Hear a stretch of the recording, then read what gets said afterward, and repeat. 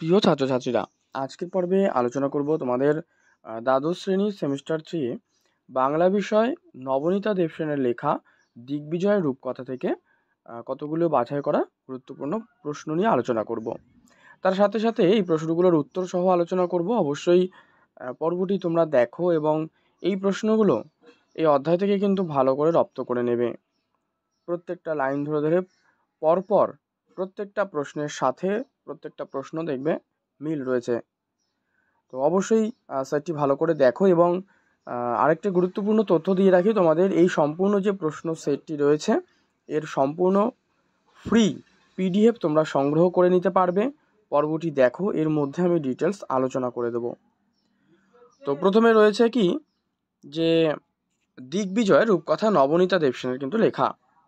এবারে তার এখানে দেখো সাল দেওয়া রয়েছে, জন্ম মৃত্যু সাল 13ই জানুয়ারি 1938 এবং 7ই নভেম্বর 2019। তো প্রশ্নগুলো আমরা দেখে নিই। দেখো, এর আগের পর্বে আমি এই দিগ্বিজয় রূপকথার যে প্রত্যেকটা লাইন ধরে তার বিষয়বস্তু কিন্তু অর্থসহ আলোচনা করে দিয়েছি। অবশ্যই দেখে নিও। যারা দেখোনি তাদের জন্য এই ভিডিও ডেসক্রিপশন বক্সে লিঙ্ক দেওয়া রয়েছে, দেখে নেবে, অথবা প্লেলিস্ট থেকে দেখে নেবে। তো যাই হোক, প্রশ্নগুলো আলোচনা করছি। দেখো, প্রশ্ন 1, কবি নবনীতা দেবসেনের নবনীতা নামকরণ কে করেন? উত্তর করো রবীন্দ্রনাথ ঠাকুর। 2 নম্বরে যে দিগ্বিজয়ের রূপকথা এটি কার লেখা? এটা প্রথমেই তো আমরা পেয়ে গেলাম, নবনীতা দেবসেন। এবং এই কবিতাটি কবে রচিত হয় যদি দেয়, তখন করবে 1973 সালে। দিগ্বিজয় রূপকথা কোন কাব্যের অন্তর্গত? দেখো, যখন এই কবিতাটি বিষয়বস্তুগুলো পড়িয়েছি তখন কিন্তু তোমরা যারা দেখেছো তারা অবশ্যই এই প্রশ্নের উত্তর কিন্তু না দেখেই করে দিতে পারবে।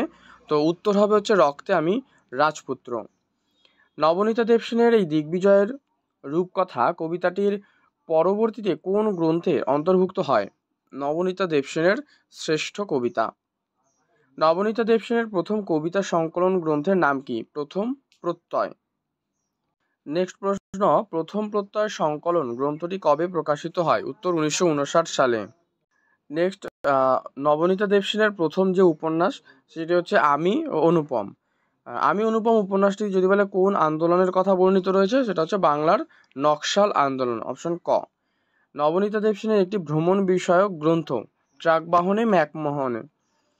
নিম্নের কোনটি নবনীতা দেবসেনের প্রথম গল্প গ্রন্থ? সেটা হচ্ছে মসিও হুলোর হলিডে।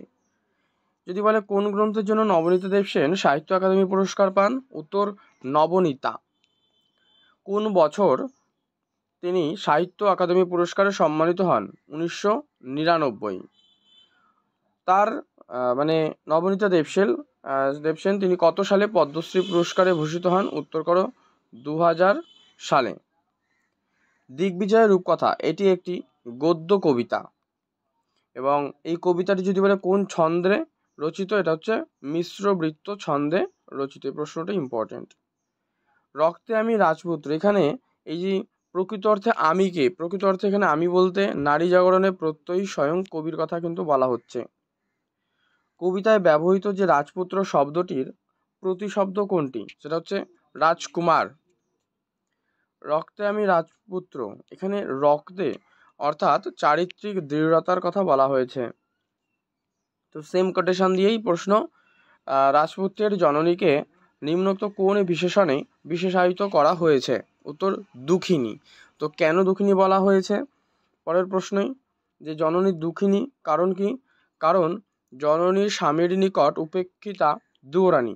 তো এর সম্পূর্ণ ব্যাখ্যা যখন আমি বিষয়বস্তু আলোচনা করেছি তখন কিন্তু ডিটেলস বলে দিয়েছি। তোমরা অবশ্যই এই বিষয়টি যদি বুঝতে না পারো তোমরা বিষয়বস্তুটি দেখো, ডেসক্রিপশন বক্সে কিন্তু লিঙ্ক রয়েছে, নিশ্চিত খুব সহজভাবে তোমরা বুঝে যাবে। কবি কথক দিগ্বিজয় যাবেন, তো এক্ষেত্রে তার চরিত্রের কোন দিক প্রকাশিত হয়েছে? যে সে বীরধর্ম পালনে ব্রতী। আলোচ্য কবিতায় ব্যবহৃত দিগ্বিজয় এর সন্ধি বিচ্ছেদ করলে হবে দিক যুক্ত বিজয়। কবিতায় উক্ত যে আমি, সে কোন রানীর সন্তান? সে হচ্ছে দুয়ো রানীর সন্তান। দিগ্বিজয়ে যেতে হবে কাকে? কবি কথককে। দিগ্বিজয় শব্দের অর্থ হলো চতুর্দিক বা নানা দেশ জয় করা। আর দিগ্বিজয়ের জন্য কি ছিল? জাদু অশ্ব। ঠিক আছে। নেক্সট, দুয়োরানী দিলেন সাজিয়ে, দুয়োরানী কাকে সাজিয়ে দিলেন? দিগ্বিজয়ে যাত্রাকারীকে।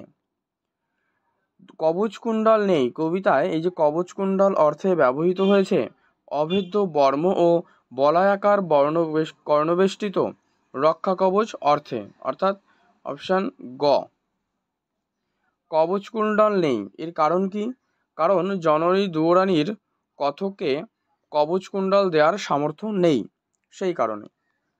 তৃণীর শব্দের অর্থ হলো বান বা স্বর রাখার যে আধার বা পাত্র বলতে পারো। শিরস্ত্রাণ শব্দটি সন্ধি বিচ্ছেদ করা হবে শিরোহ যুক্ত ত্রাণ, অপশান খ। আর এর যদি অর্থ জানতে চায় তখন করবে মস্তক বর্ম, মানে মাথার আবরণ বিশেষ, ঢাকার যে টুপি টাইপের আর কি, ঠিক আছে।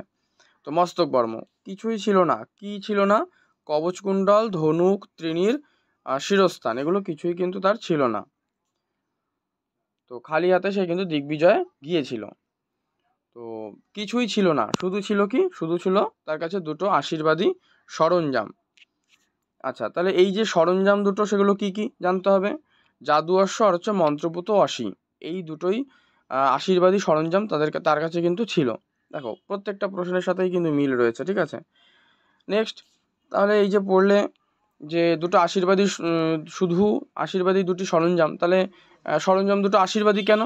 কারণ দেখো সরঞ্জাম দুটি স্বয়ং দুঃখিনী জননী কর্তৃক প্রদত্ত ছিল, সেই জন্যই কিন্তু এখানে এটা বলা হয়েছে। এক হচ্ছে কি এই জাদু অশ্ব, হ্যাঁ জাদু অশ্ব বলার কারণ কি? কারণ অশ্বটি নানান পরিস্থিতিতে ভিন্ন ভিন্ন রূপ ধারণ করতে পারত, সেই জন্য একে জাদু অশ্ব বলা হয়েছে। নেক্সট, জাদু অশ্বটি উটের রূপ ধারণ করে যেখানে বিচরণ করতো সেই স্থানটি কবিতায় যে নামে প্রযুক্ত হয়েছে সেটি হলে মরুপথ। মরুপথে সেই হয় উট, মানে কে? সে হচ্ছে জাদু অশ্ব। আকাশে পুষ্পক আর সপ্তডিঙা সাজে সিন্ধু জলে, পুষ্পক হলো একটি রথ। পক্ষীরাজ রূপে জাদু অশ্ব কোথায় ঘুরে ফিরে? তেপান্তরে। একদম লাস্টের দিকে এটা পেয়ে যাবে। পুষ্পক কোথায় পাড়ি দেয়? সে কিন্তু আকাশে পাড়ি দেয়, ঠিক আছে। সপ্তডিঙা সাজে সিন্ধু জলে, ডিঙা শব্দের যে চলিত রূপ সেটা হলো ডিঙি বা ডিঙা যা বলা হয়। আর সমুদ্র, সাগর ইত্যাদি শব্দের প্রতিশব্দ রূপে কোন শব্দটি কবিতায় প্রযুক্ত হয়েছে? উত্তর করো সিন্ধু, অপশান গ। জনশূন্য বিস্তীর্ণ প্রান্তরের যে প্রতিশব্দ বা সমার্থক শব্দটি কবিতায় ব্যবহৃত হয়েছে তা হলো তেপান্তর। কবিতানুসারে পক্ষীরাজের রূপ ধারণ করে জাদু অশ্ব। কবিতায় জাদু অশ্ব একটি রূপক মাত্র। এক্ষেত্রে কবিতানুসারে জাদু অশ্ব কার রূপক? উত্তর বিশ্বাস।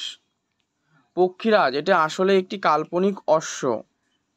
কবিতায় উক্ত জাদু অশ্বের নাম রাখা হয়েছে বিশ্বাস। এই হৃদয়ের খাপে ভরা রয়েছে মন্ত্রপুত অসি। কবিতাটা যারা তোমরা ভালোভাবে মুখস্থ করতে পারবে অনায়াসে এই প্রশ্নের উত্তরগুলো কিন্তু করতে পারবে। আর অবশ্যই যে লাইন ধরে ধরে বিষয়বস্তু রয়েছে বা বুঝিয়ে দিয়েছে অবশ্যই সেটা ফলো করে নিও একবার। আর দেখো এখানে এই সম্পূর্ণ প্রশ্ন উত্তরগুলো ফ্রি পিডিএফ সংগ্রহ করে নাও তোমরা। এই ভিডিও ডেসক্রিপশন বক্সে দেখো টেলিগ্রামের লিঙ্ক রয়েছে, তোমরা সেখান থেকে সম্পূর্ণ ফ্রিতে কিন্তু ডাউনলোড করে নিতে পারবে, ঠিক আছে, টেলিগ্রাম থেকে। আবারও বলছি, আর এই ভিডিওর মধ্যে একটা পাসওয়ার্ড দেওয়া রয়েছে, ওই পিডিএফটি সংগ্রহ করার জন্য তোমাদের প্রয়োজন হবে, এটুকু একটু দেখে নিও তোমরা। নেক্সট রয়েছে পুত শব্দের অর্থ কি? পবিত্র। কবিতায় উক্ত মন্ত্রপুত অসির নাম রাখা হয়েছে ভালোবাসা। আর এই অসি কোথায় ভরা রয়েছে কবিতানুসারে? হৃদয়ের খাপে। কবিতানুসারে শানিত যে ইস্পাতখণ্ড বলতে কিসের ইঙ্গিত করা হয়েছে? এটা মন্ত্রপুত অসির ইঙ্গিত করা হয়েছে। আচ্ছা, এই যে শানিত পেলাম না, শানিত ইস্পাতের খণ্ড, তো শানিত শব্দের অর্থ কি? অতি ধারালো বা তীক্ষ্ণ। শানিত ইস্পাত খণ্ড ছাড়াও মন্ত্রপুত অসির আর কোন কোন বৈশিষ্ট্যকে বা বৈশিষ্ট্যসূচক শব্দ কবিতায় উল্লিখিত আছে? সেটা কিন্তু অভঙ্গুর, অপশান ঘ, ঠিক আছে, অপশান ঘ। নিশ্চিত পৌঁছবে, কে পৌঁছানোর কথা বলা হচ্ছে? কবি কথক। নিশ্চিত পৌঁছবো, হ্যাঁ কোথায় পৌঁছানোর কথা বলা হয়েছে? সেটা হচ্ছে খরজুরের দ্বীপে। উত্তর হবে খরজুরের দ্বীপে। কবি কথক কিভাবে খরজুরের দ্বীপে পৌঁছবেন? বিশ্বাস আর ভালোবাসার জোরে, কারণ তার কাছে কিন্তু কোনো অস্ত্রই ছিল না, ঠিক আছে, দিগ্বিজয়ের যাওয়ার জন্য। তাহলে এই যে কবিতায় ব্যবহৃত যে খরজুরের শব্দটির ভাষাতাত্ত্বিক যে বিবর্তন, এটা করবে তোমরা খরজুর সং, খরজুর প্রা, খরজুর বা, খেজুর বাং, ঠিক আছে। অপশান গটা করবে কিন্তু সঠিক উত্তর। এই যে দেখেন অপশান গ। লাস্ট প্রশ্ন আজকের, দিগ্বিজয় রূপকথা কবিতা অনুযায়ী মানুষের দিগ্বিজয়ী হতে প্রয়োজন কি? বিশ্বাস আর হচ্ছে ভালোবাসা, ঠিক আছে। এই বিশ্বাস আর ভালোবাসাই কিন্তু প্রয়োজন। তো দেখো, এই তো তোমাদের সমস্ত প্রশ্ন সেট আলোচনা করলাম। পর্বটি ভালো লাগলে অবশ্যই লাইক করবে, শেয়ার করবে বন্ধুদের মধ্যে, চ্যানেলে নতুন হলে অবশ্যই সাবস্ক্রাইব করে রাখবে। তার পাশাপাশি তোমরা প্রত্যেকে কিন্তু পিডিএফটি সম্পূর্ণ ফ্রি সংগ্রহ করে নাও, যেটি তোমরা টেলিগ্রাম থেকে সংগ্রহ করে নিতে পারবে। আর তার পাশাপাশি সাবস্ক্রাইব অপশনের পাশে দেখো জয়েন বাটন রয়েছে, তোমরা চাইলে প্রত্যেকে জয়েন হয়ে যেতে পারো।